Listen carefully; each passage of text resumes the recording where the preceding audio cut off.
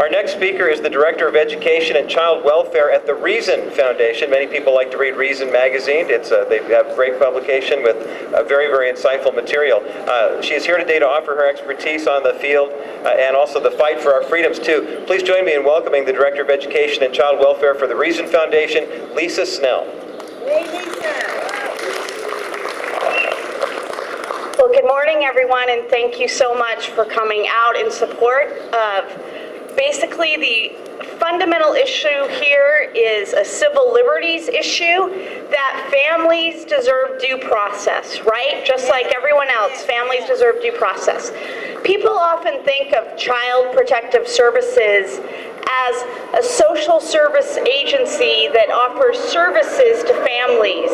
But what we know is fundamentally Child Protective Services is a police action against families. And when you have a police action, you need due process and civil liberties.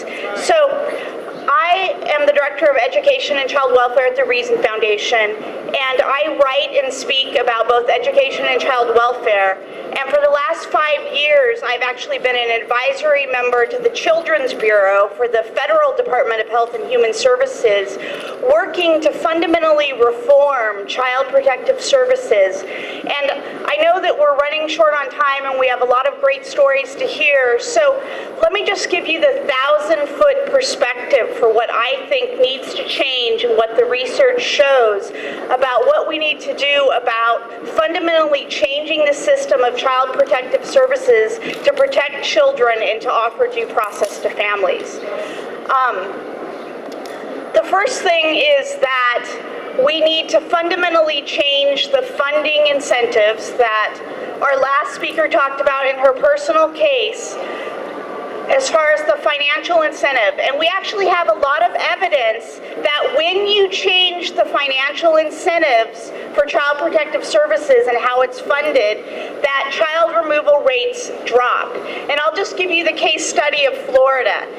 Florida was one of the only states that got a waiver from the federal government to spend all of their child welfare money that they would normally get for foster care differently. So they didn't have to report expenses in terms of child removal and foster care. They got a block grant that they could spend on anything to change the performance. And immediately within 5 years, their child removal rate fell by 70,000 kids in the state of Florida.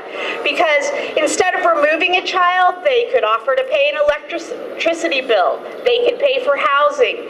They could pay for services up front because they weren't funded based on child removal. So that's one thing we have to do is fundamentally at the federal level change the financial incentive. The second thing that we need to do is we need to put sunshine on kids and families, and we need transparency. And that means that all family court proceedings and all family court records need to be opened so that there's transparency from the media, that there's transparency that people can actually look at the weight of evidence and weigh the consequences. And actually almost 20 states in the United States now have fully open proceedings. And a state that's a lot like California is New York. And child welfare stakeholders and the status quo predict a lot of terrible things will happen if you have openness about court hearings and records. And guess what? In none of those states, they would never go back.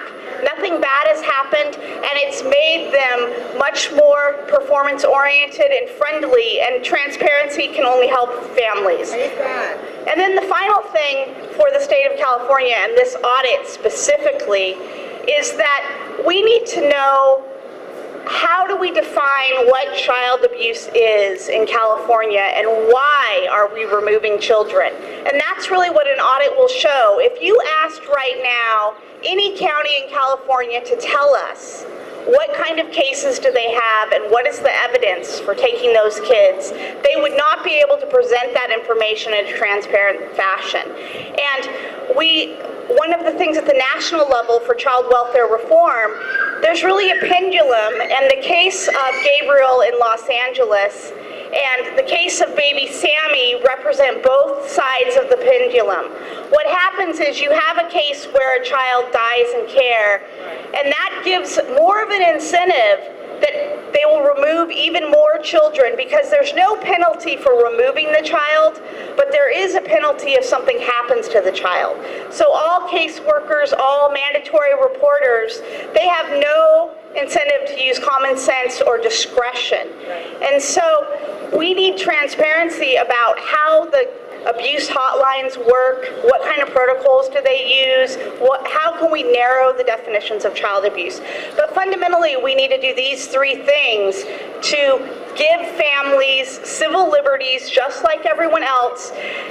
Any other kind of criminal case that is not in family law, the weight of evidence is much heavier, it's much more transparent, and the person being accused of wrongful acts has due process.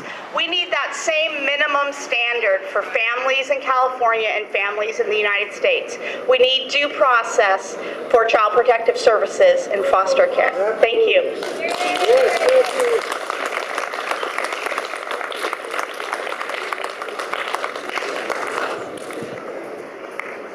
Thank you, Lisa, for an inspiring talk and also for doing such a great job with reason.